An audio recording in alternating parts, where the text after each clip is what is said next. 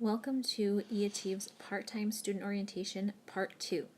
The objective of Part 2 of the orientation is to set 3 specific expectations for our part-time students. The first expectation that we have for all part-time students is that you do your very best to stay on pace. Remember that there is a pace chart button in every eAchieve class, and if you click on that button, it will load a pace chart very similar to the one that you see on your screen. These pace charts break down the work you need to do for the class every week. Remember that any items in red on the pace chart, as you can see some here, these are all graded items, so you need to submit those items for a grade. If you follow along the pace chart and do your best to stay on pace, you have greater chance of being able to finish on time and score a higher grade ultimately in the class. If you end up getting 2, 3, 4 weeks behind, sometimes students just dig themselves into a hole that they can't get out of, and then they cannot finish the class by the final due date at the end of the semester. Or if they do finish the class, they earn a lower score on the ultimately in the class, a lower grade than they would if they had done their best to stay on pace. One more thing to note, it says this at the bottom of the screen here, is that eAchieve due dates and progress reports happen at different times than they would in most face-to-face schools. We do follow the school calendar for the School District of Waukesha. However, our due dates and our progress report dates are going to be different from face-to-face schools. Now, part of staying on pace, it requires that you anticipate the workload for your class.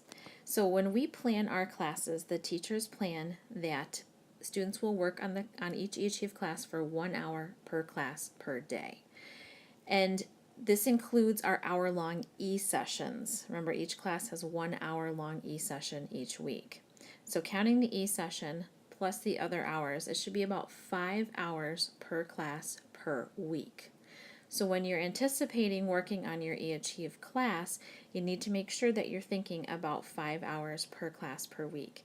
And you can choose to spread those 5 hours out over several days each week, or sit down on a certain night or on a weekend day and do all of your work at once. But just know if you do that, you're going to be in for several hours of work at once. It's up to you to anticipate that workload and decide what kind of a schedule works best for you to work on the eAchieve class.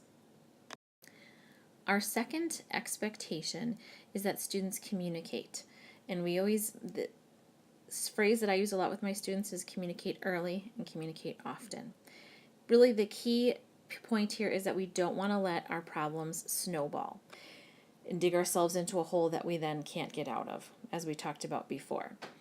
Contact your teacher directly with class-related questions, so questions about your textbook or about an assignment or about any of the content in the class. Remember that you can look under the staff information button to find the teacher's contact information. If you have general questions about Blackboard, if something in Blackboard isn't working or there's some kind of technology that's just not working for you, you have a couple of options for who to contact. If your school has an IRT, IRT stands for an Instructional Resource Teacher.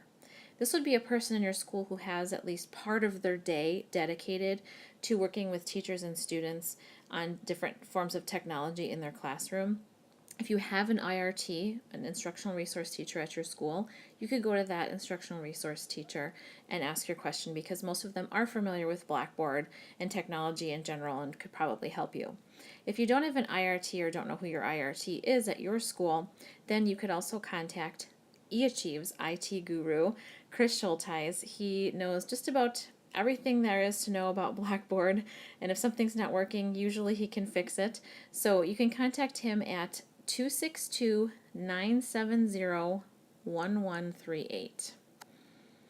Again, make sure that if you have a problem, you make that phone call early so that you can get the answer you need so you can move forward in your class. And part of communication is not just making phone calls, but also emails.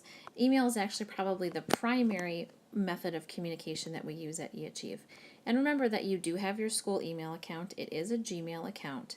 And 2 things to keep in mind about your school email account is that it should be used for school business only. It's not something that we recommend students use to, send emails to their friends. And we also want you to be checking it daily so that you are seeing any contacts from your teachers on a regular basis. It can be frustrating when a teacher is sending you a contact that they really need to get to you and you're just not checking your email and therefore not getting that teacher's communications. One other thing to keep in mind about our Gmail accounts is that they are not private. This is an account that any of the eAchieve teachers or also the eAchieve administrators can go in and check and see whether you've accessed, and they can see the messages you've sent. So you really do want to keep it for school business only, and everything that is in your school email should be obviously appropriate. The third and final student expectation is that we are all being academically honest. Now, what does that mean? Basically, the common scenarios that we see of academic dishonesty are students copying from the internet and maybe just changing a few words when they are doing an assignment.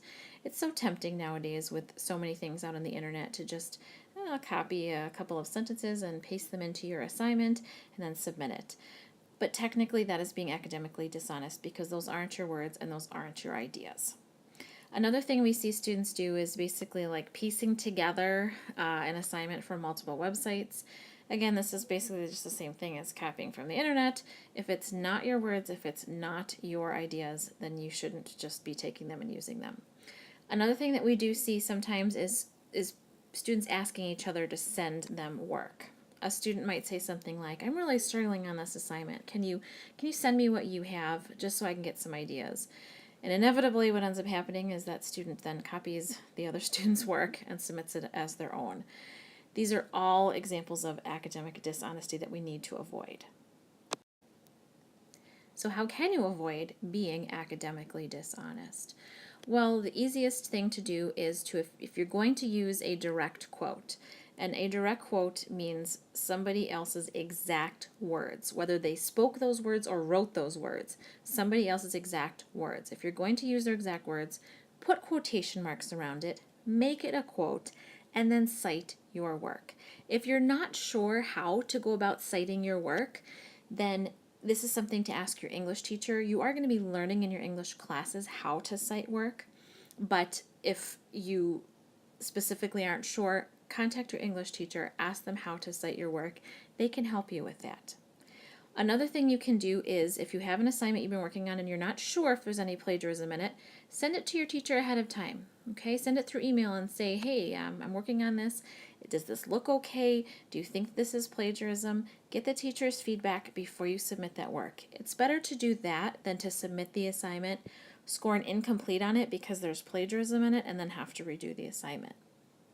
Another thing you can do is if a friend asks you for help on an assignment, give the friend general help, but never ever send them your actual work. Or even a better thing to do is suggest to your friend that they contact the teacher for help, because your friend really should be going to the teacher for help, not coming to you for help in the class. So at eAchieve, we have several ways that we go about catching students who are being academically dishonest.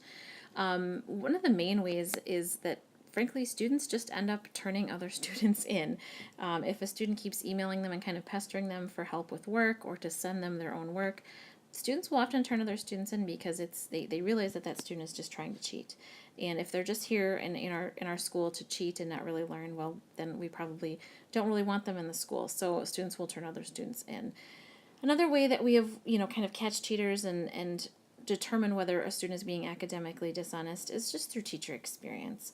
Our staff is very experienced. I think our teachers have been teaching for an average of 20 years. Most teachers have been teaching online for at least 5 years, so we have the experience. We know that if your writing suddenly becomes amazing when previously maybe it wasn't so hot, probably something is going on.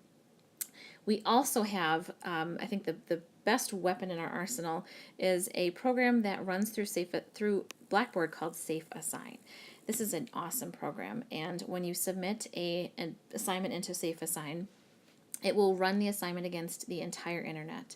It will also check the assignment against previous assignments submitted by eAchieve students for the past several years. And if there is any plagiarism, it generates a report and it tells us exactly what part of the assignment is plagiarized, which website it came from, or which previous student's paper it came from.